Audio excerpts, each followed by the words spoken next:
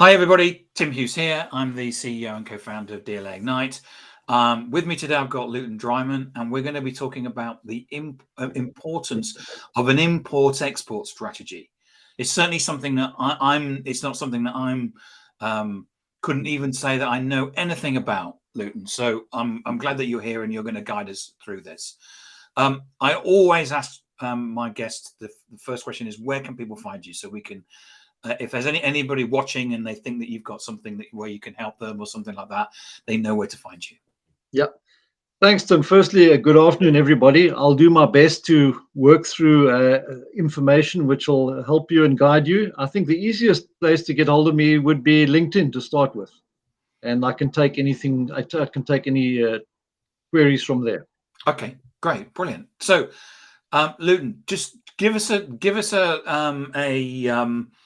potted history of you, because I know that I can tell from your accent that you're originally South African, yeah. That you're originally South African, yeah. But I know that you now live in London. But give us a potted history of your career. Well, I got interested in exports when I was in South Africa in the early 90s, based on some of the trips that I did with one of the organizations I was with. I saw a gap in the market. I created an export stream, which wasn't available in those days. It started really rudimentary, and it grew momentum. And over the next couple of years, I managed to basically market myself through various other organizations that wanted to spread at that stage into the sub-Saharan African footprint. Essentially, that was where I was working in sub-Saharan Africa. And then it spread to one or two other areas within the region. And you've actually written a couple of books, haven't you? Yes, I've in fact written two books. One was the going. Sorry. That's okay. Going the extra mile. I just got my tongue tied there. That came out in the mid 2000s. Essentially, that book is a meat and potatoes stepping stones on how to actually get an export operation up and running. It is essentially written as a handbook. But 90%, 95% of the information is still really relevant now on the raw basics of how to actually get up and running from an organization that's never done this before. Fantastic. And the second book was done about 5 years later. It's called Opportunities Abound. And it was taken from a slightly different context of more an international organizational structure trying to get into the sort of greater Africa market, where the one was Southern African into Africa per se, the other one was international into Africa. Essentially, that's how the two of them talk to each other. And you've now moved from South Africa to London in the UK. Yes. And I remember you telling me that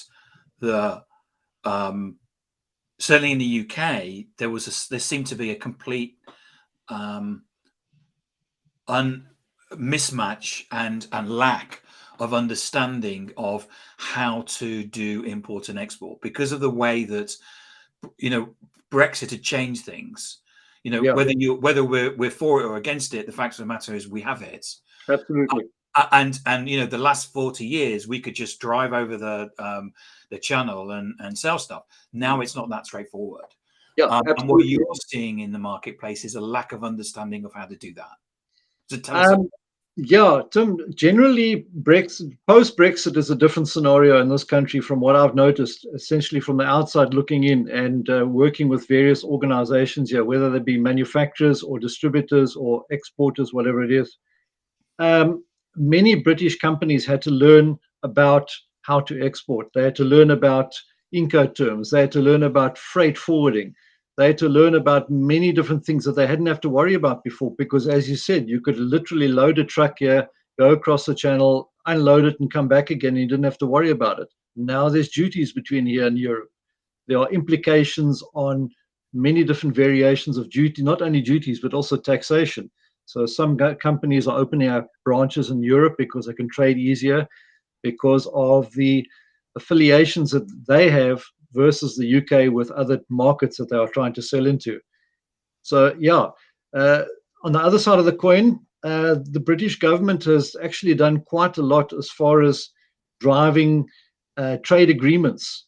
And since Brexit, It's sorry, breakfast, yeah. the British government have actually done 38 trade agreements with around 97 countries, which is pretty good. They are all different structures. Some of them involve manufacturing, some are trade related, some are information related, and it covers a whole spectrum of different types of products. It's not merely FMCG or food products by any means. Mm. So that's, yeah, it is a new era for many British companies. And therefore, I think that certainly what you saw was that there was actually companies, I'm not going to mention the names, but there was quite large companies actually setting up an import-export departments, which they have never had to do before. And they would be like one person. And so the whole of their import and export strategy was based on this one person, assuming they still stayed with the company. Indeed. And they didn't know what to do. Yeah, indeed. Many, and it's still like that right as we're sitting here now. Many organizations, I think, from a layman's point of view, they think that exports is easy, but it's not easy by any means. It's one of the most difficult things you can do by virtue of all the different anomalies that you have to take into account. So yes, some of the larger organizations are using one or two people, or some are outsourcing.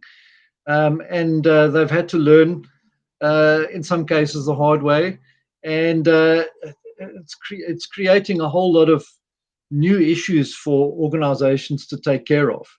You know, if you look at, for example, the whole COVID scenario, which was an issue that comes up all the time, and the post-COVID scenario. But just to cover that, that took the whole universe by surprise. So from a product point of view, the supply and demand became problematic because everything was shut down. And then people had to learn about what to do. And from an export point of view, particularly, the whole world of shipping and trucking either stopped dead and then changed afterwards. And it was very difficult. There's shortages of ingredients, shortages of raw materials, and manufacturers here, i.e., in the UK, had to learn how to cope with it and are still trying to learn how to cope with that. Many of them have made plans per se, and others are still battling. So it's not easy. And there's all sorts of other supply issues which become a problem, which people have to learn around too, where they can't fulfill their orders, where they have no option but to short supply, or if the chain of product supply gets too expensive, then all the pricing is going to change, which we've seen all around the world. So it's become a very tough situation. So in a nutshell, it has become quite a specialist function, and it's something which any organizations, whether you're an SME or an international, whatever, should take quite seriously, and to create a team of people, or at least 3 or 4 people that are passionate in what they do to actually make this work. So what are the factors that people need to take control of? Well, okay, essentially, I would look at some basic theories here, which you can actually spread into practice. But some of the most important things that I've come across over the years to forge a relationship as far as export goes is definitely relationship building. Regardless of whichever country you want to go to, and if you look at the new areas where the trade situations have opened up, whether it be Africa, South America, the Far East, etc., relationship building is the number one. You have to take into account cultures, laws, the attitudes of people you're dealing with, languages. Many things are lost in translation. You have to have a lot of patience. You need to understand that you're going to be nurturing your business plan for longevity. And all this takes time, because essentially trust is going to be more than actually just selling the product. Selling the product is going to be the easy part. It's all the other things. Communication, crucial, very That's a major issue there. I would say relationship building and communication are the two most important factors to build a proper export department regardless of whether you're selling third party or whether you're direct manufacturer or whether you're selling a service, whether it's IT or with machinery, it doesn't make any difference. And another thing which I hold very dear to myself is service, i.e., the whole point here is also customer retention. Everybody would look at that from a different perspective. I take it quite seriously because I've dealt with so many different types of people and different products over the years. And the problem is with some organizations is that they tend to go out there, go to trade shows, whatever, get an order, get paid, deliver the goods, and then basically just walk away and just wait for the next one to come. And then they wonder why they can't build their export business. They wonder why things don't happen. So literally, as I've written, you need to go the extra mile. This is quite a passionate scenario that you have to take care of. And what do you need to do strategically in the business? Well, Tim, essentially, you need to learn some type of strategic approach. Once again, depending on what the product is, and I'm just going to generalize and just do brushstrokes here. You need to do some basic PMR, as we call primary market research, depending on the product. You need to do your SWOT analysis, your strengths, weaknesses, threats analysis. You need to look at then the route to market, once again, depending on what the product is. Develop new end users for markets of your products if you've never exported before, regardless of whether it's a business to business, whether it's to retail, to wholesale, to industrial, whatever it is. There are another whole host of areas where you can look at for new business, once again, depending on what the product is, regarding selling to government departments, which includes military, hospitals, feeding schemes, general retail, catering, hospitality, etc. And then there's another whole scenario regarding tender processes, which once again, you could either take your organizational structure and your person involved, and you can put a proposal forward and get yourself linked into the UN. They've got numerous departments and other NGOs like the Red Cross, ECOMOG, Oxfam, Red Crescent, whatever, just depending on what you want to do. And just to jump back to something that I want to mention, talking about these organizations, is the situation regarding Ukraine, which is a situation which is a total paradox, because war creates trading opportunities and to save lives, essentially. Right now, we have supply opportunities and options, but they tend to be around the medical products. I have a personal friend on the ground there that is actually trying to do all this at the moment, and I'm in constant contact with him. So from a product point of view, medical products, obviously, due to the war zone scenario, as of yesterday, they're looking for forensic products to try and identify horrific scenes that they actually have to go and take care of. Military accessories. I'm not talking about military equipment, but just military accessories, protection. And then again, there's a whole circle in Ukraine coming back to food supply, coming back to wheat, which immediately goes back into the food industry, which creates pricing issues, because the whole world thinks that all the wheat comes from Ukraine, and a lot of it does, but not all of it. But there are many other markets that are also growing and selling wheat. But because of the supply has been restricted, obviously the pricing will go up, and then the whole thing unfolds back to supply and demand, back to manufacturing, back to pricing, etc., etc. So I just wanted to raise that issue as well. And how do you deal with red tape, Luyton? Red tape. Let's call it that's some of the export challenges that you have to deal with. Some of the things that I think are an issue here are essentially fluctuating currencies, foreign exchange restrictions, trade taxes, sometimes quotas, corruption, nepotism, And as I've just mentioned, wars and general unrest, which can cause huge issues, especially if you are awaiting payment or if you're trying to get containers cleared in ports. Lack of local capital, i.e., the lack of the general population on the ground to actually take your products off shelf or to fulfill paying for the service that you supply.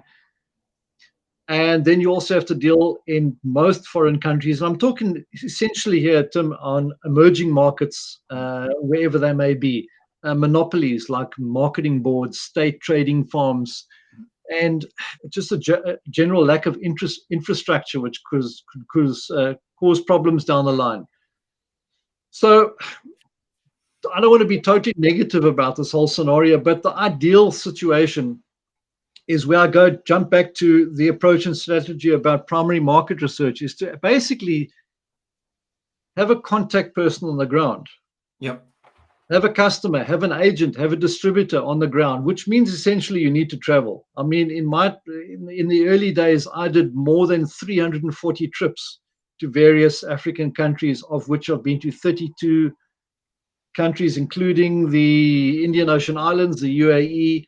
And why I'm saying this, because you have to be on the ground. You have to have boots on the ground. You can never just do this by email or any digital form. You have to do this. Trade shows up to a point, but it's not enough. You need to go into the markets yourself. You have to understand exactly what's going on. So if you can get through some of those red tape issues, which is doable depending on who you have as a contact person, then you'll be okay. Brilliant. And what advice would you give to anybody starting to export? Well, I would say that you need to get your own house in order first, regardless, I should say, of who the manufacturer is or the distributor or the wholesaler. The thing is, also depending on the product in question, warranties and guarantees have to be looked at. Once again, depending on the product, staff training or staff recruitment from an export point of view, and also the situation of actually learning how to do your costings. And I say this from across the board because many people just tend to take an average price that they're using in their local market and to perhaps tweak it slightly into export. It doesn't work. Right. You need to actually go from the ground up. You need to build yourself in a margin which is workable and doable under all situations regarding different issues in different countries. Exactly what we're going through now. Because historically, some people would say they would have a price X, they would just take off a marginal percentage and maybe take away the VAT, which is not applicable for direct exports, and that should be good enough for a price point. And then they wonder why nothing happens, because it's not good enough. You actually have to go and what in the old terminology, a transfer price, basically off the production line, and then work your margins up there. That's where you need to get an export person involved. And of course, in some countries, it's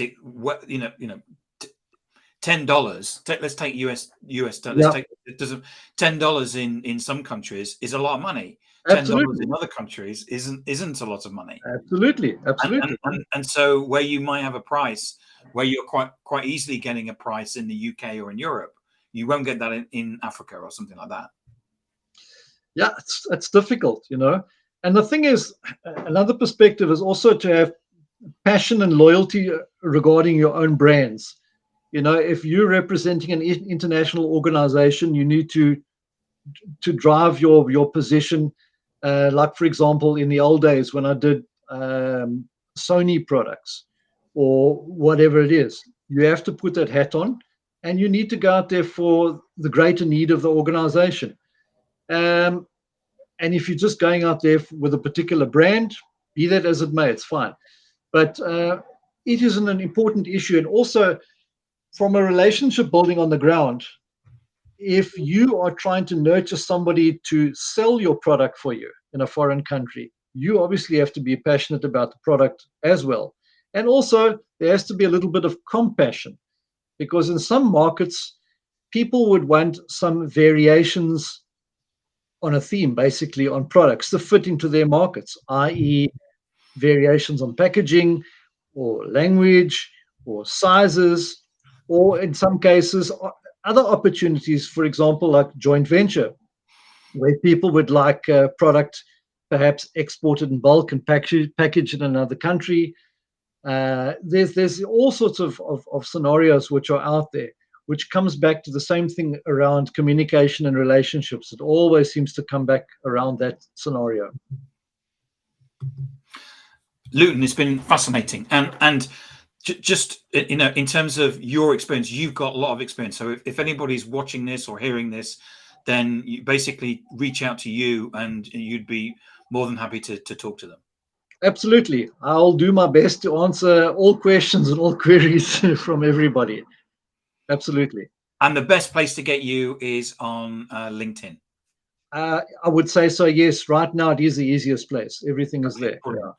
Luyton, it's a subject that I know very little about, but just you coming on and talking about it has given me at least a little bit of knowledge and looking under the hood, as they would say in the States, or under the bonnet, as we'd say in the UK. Yeah. Luyton, thank you so much for coming on today and sharing your insight. I really appreciate it. Tim, thank you very much. I appreciate it as well. And goodbye and good luck to all your viewers and listeners, whoever.